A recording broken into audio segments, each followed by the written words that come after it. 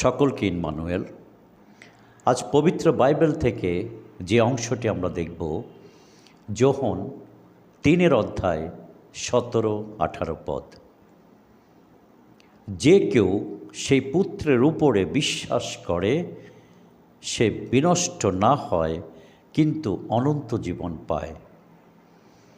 ঈশ্বর মানুষকে দোষী প্রমাণ করবার জন্য তার পুত্রকে জগতে পাঠাননি, বরং মানুষ যেন পুত্রের দ্বারা পাপ থেকে উদ্ধার পায়, সেই জন্য তিনি তাকে পাঠিয়েছেন।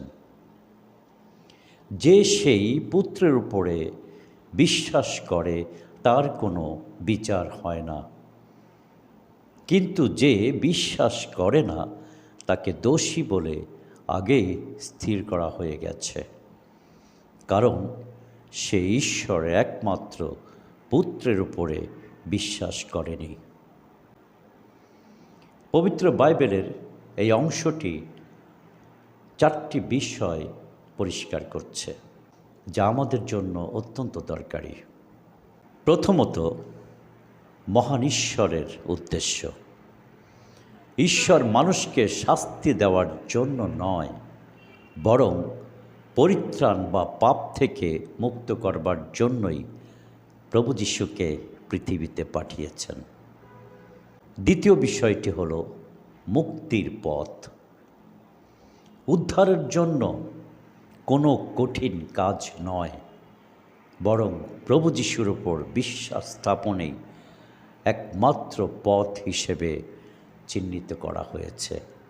তৃতীয় যে বিষয়টি দেখি, বিচারের মানদণ্ড।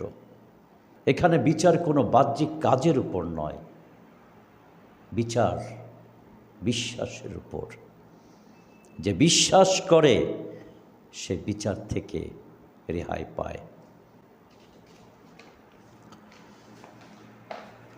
চতুর্থ যে বিষয়টি আমরা দেখি, তা হল অবিশ্বাসের পরিণতি।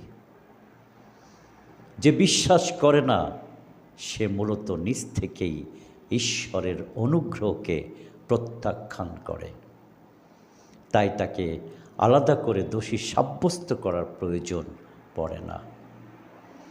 বিশ্বাসের অভাবেই তার বিচ্ছিন্নতাকে নিশ্চিত করে।